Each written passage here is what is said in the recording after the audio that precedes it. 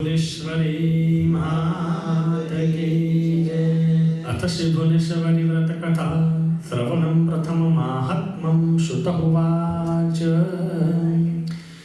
सूत्रं सूत्रं महाभागं वदनो वदनां तथा कथां श्री भुवनेश्वर्यं सर्वदुःखं निवासिनी ये शृण्वन्ति सदा भक्त्यं न ते सुखदुःखं नरानर सर्वयज्ञेषु तीर्थेषु सर्वदानेषु यत्फलं कथयिष्यन् सर्वं लभते मनुजा ध्रुवं व्यासोदितं महापुण्यं धर्म अर्थ कामं मोक्ष सर्वदा देव्यं कथा नरकुर्वान्धं दुःखसन्तापवञ्चितम् एकदश्यं तथाष्टमं चतुर्थं पुनः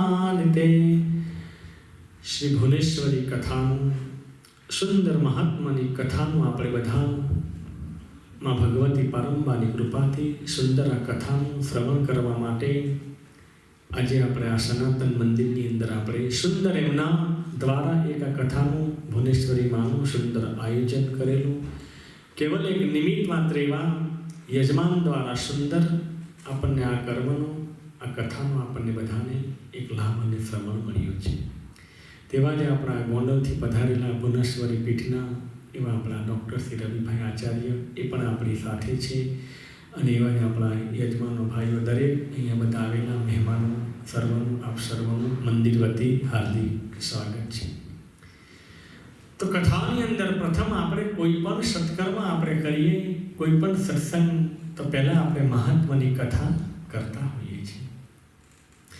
મહાત્માની અંદર આપણને સમજાવવામાં આવે છે કે આ ગ્રંથની અંદર શું વસ્તુ છે। જેવી રીતે આપણે રામાયણનું કથા કરીએ શરૂ કરીએ તો રામાયણના કેટલા કાંડ છે કયા કયા એના પાત્ર છે એ બધું આપણને સમજીએ છીએ જાણીએ છીએ। દરેક ગ્રંથની સુંદર કથા હોય છે એનું મહત્વ હોય છે। તો કહેવાય છે કે ઋષિઓ કહે છે હે મહાભાગ્યશાળી કથા કહેવાનું સમર્થ એવા શુદ્ધ પુરાણી તમે સર્વ દુઃખનું નિર્વાહ કરનારી એવી શ્રી ભુવનેશ્વરીની કથા અમને સંભળાવો।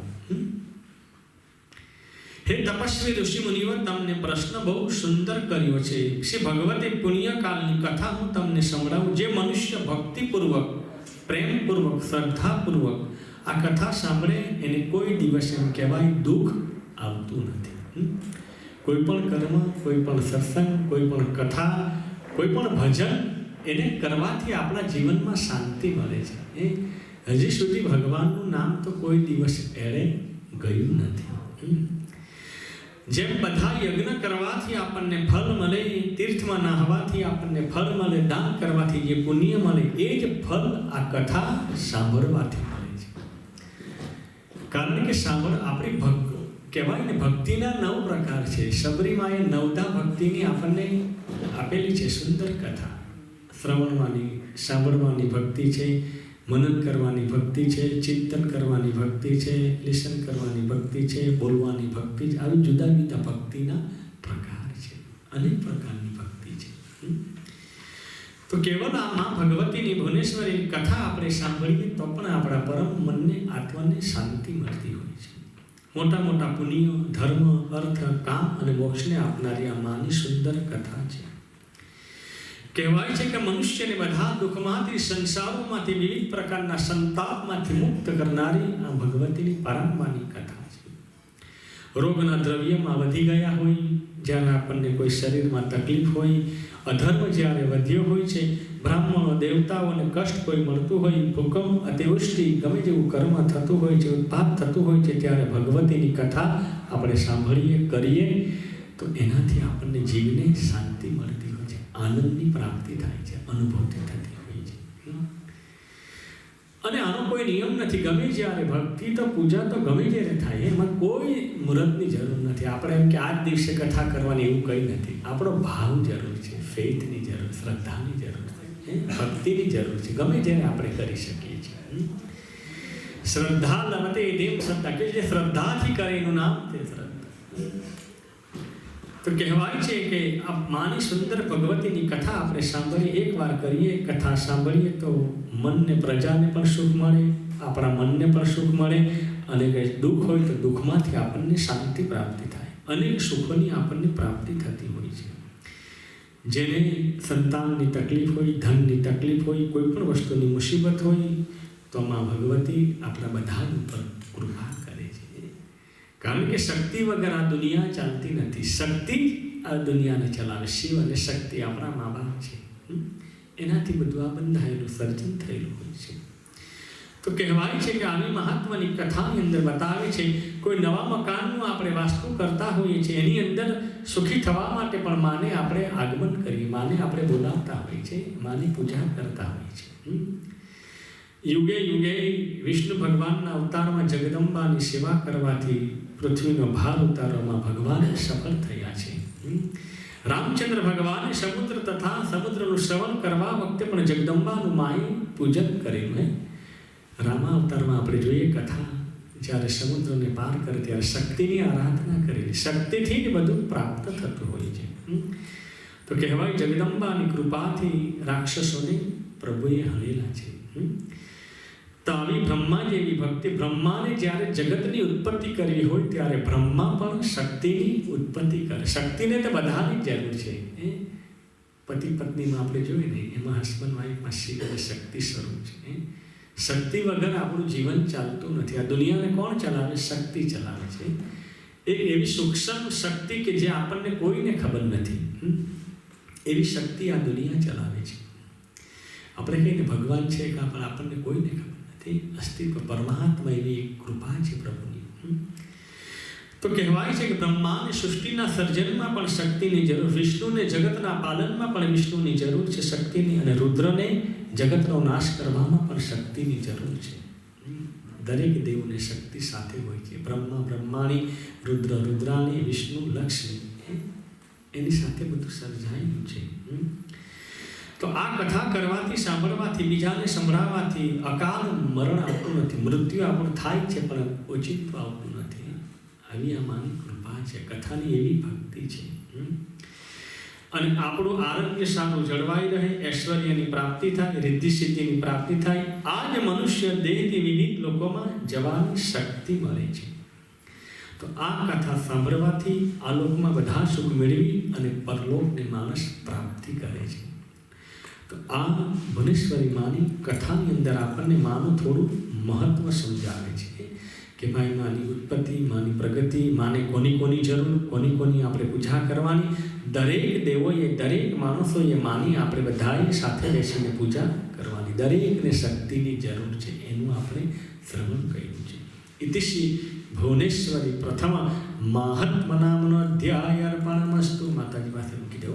ભગવતી ભુવનેશ્વર્યે નમો નમઃ. બોલો શ્રી ભુવનેશ્વરી માત કી. નેક્સ્ટ ટાઈમ ચાલો પાછા ફૂલ લઈને આવવાનું. અતઃ ભુવનેશ્વરી કથા શ્રવણં ચ કરીષ્યે.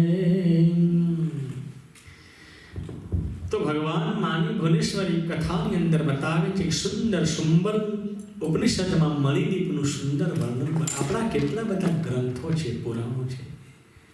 18 આપણા ગ્રંથો છે. જુદા જુદા જુદા પુરાણો છે. વેદ, ઉપનિષદો, રામાયણ, ભાગવત, શિવ પુરાણ, દેવી પુરાણ, ભાગવત પુરાણ, જુદા જુદા ગ્રંથોની અંદર દરેક ઋષિ મુનિઓએ પોતાની બુદ્ધિ પ્રમાણે સુંદર આપણને બધું સમજાવેલું છે. દરેક ગ્રંથમાં કેટલું બધું સુંદર આપણને કથા સાંભળવાની મળે છે. દ્રષ્ટાંત દ્વારા આપણને કથા સંભળાવતા હોય છે. તો કહેવાય ઉપનિષદની અંદર બતાવે મણિદીપનું વર્ણન સુંદર બતાવેલું છે. રવરક ઋષિ ગુરુને પ્રશ્ન પૂછે કે હે ભગવાન, આ બધા લોક કોનામાં રહેલા છે? રવરક ઋષિ ગુરુને પ્રશ્ન પૂછે અને ગુરુ જ આપણને જ્ઞાનની પ્રાપ્તિ કરાવે છે. જગતમાં, જીવનમાં આપણને ગુરુની જરૂર હોય છે બધાને. ઘણા કે ગુરુની જરૂર, ગુરુ જ આપણને ભગવાન સુધી પહોંચાડે છે. કોઈ પણ ગુરુ, આપણા ગુરુને જેના પર આસ્થા હોય, જ્યાં આપણને વિશ્વાસ હોય, એવા ગુરુને આપણે રાખીને છેલ્લે કોઈ ગુરુને, જે કૃષ્ણ વંદે જગત ગુરુ, એ આપણો બાપ છે. મહાદેવ આપણો બાપ છે. તો કહેવાય છે કે ગુરુને પ્રશ્ન પૂછે કે ભગવાન, આ બધા લોકો કોનામાં રહેલા? ગુરુએ કહ્યું રસાતલમાં રહેલા છે. આપણા 7 લોક છે નીચેના, જેના નામ છે આપણે જોઈએ ભૂલોક, સ્વહલોક, મહલોક, જનલોક, તપલોક, સત્યલોક, એ બધા 7 લોક આપણા ઉપરના છે, જ્યાં દેવલોકો વસેલા છે. નીચેના જે 7 લોક છે એની અંદર કહેવાય છે કે રસાતલ, અતલ, તળાતલ, મહાતલ, ભૂતલ, એની અંદર આપણા બધા સર્પ વહેલા છે. આપણે જોયું ને પાતાળની અંદર નાગ લોકોનું રાજ છે. સ્નેક્સ બધા ક્યાં રહેલા છે? પાતાળની અંદર, પાણીમાં. વચ્ચે આપણો મનુષ્ય લોક અને ઉપર આપણા ભગવાન છે. બ્રહ્મા બ્રહ્મલોકમાં, વિષ્ણુ લોકમાં, શિવ લોકમાં. દરેક દેવ જુદી જુદી જગ્યાએ. આપણું સ્થાન ક્યાં છે? આપણે બધા ક્યાં રહીએ? પૃથ્વી પર. અર્થ એટલે પૃથ્વી પર આપણે બધા રહેતા હોઈએ છીએ. તો ભુવનેશ્વરીનું સ્થાન કહે છે કે આના કરતાં માનું સ્થાન બધા પ્રજાપતિ લોકમાં, બ્રહ્મલોકમાં રહે. તો કહે શ્રી ભુવનેશ્વરીનું સ્થાન, જે માનું સ્થાન છે, આપણે કહેવાય છે માં જ્યાં રહે છે એનું નામ છે મણિદીપ. એ સ્થાનનું નામ છે મણિદીપ સ્થાન. કહેવાય છે કે ત્યાં ઘણા બધા કિલ્લાઓ, ઘણા બધા સર્વલોકનો વસ્તુ બધું ત્યાં બતાવી છે આપણને. ઉપરના કહ્યા પ્રમાણે બ્રહ્મલોકની ઉપરના ભાગમાં એ બધાની ઉપર જે ભાગ છે એનું નામ છે મણિદીપ છે. અને કહેવાય મણિદીપમાં જ્યાં શ્રી માં ભુવનેશ્વરી બિરાજમાન છે ત્યાં મણિદીપ કૈલાસથી, વૈકુંઠથી, ગૌલોકથી પણ કહેવાય કે ઉપર છે, એમ આપણી કથા બતાવે છે. અને એના જેવું સુંદર સ્થાન 3 લોકમાં બીજું ક્યાંય નથી. ત્રણેય શત્રો સરખા સંસારના તાપને મટાડવા માટે ઘણા યોજન, લાંબો પહોળો એનો વિસ્તાર બતાવેલો છે. મણિદીપની ફરતે 4 એમ કહેવાય છે કે 4 પર અમૃતનો સમુદ્ર છે. સમુદ્ર એટલે સાગર છે. સુંદર મજાના સમુદ્રનું વર્ણન છે. ઘણા મોટા મોટા યોજનો સુધી એના સમુદ્ર છે. એની અંદર રત્નો વગેરે જુદા જુદા વસ્તુ અંદર બતાવેલું છે. જળચર છે, નભચર છે, મધચર છે, શંખ છે. આવા જુદા વિવિધ પ્રકારના વસ્તુ ત્યાં આપણને જોવા મળે છે. એના કાંઠે, એના સામેના કિનારે કહેવાય છે રત્નોના ઝાડો શોભે છે સમુદ્રના કિનારે.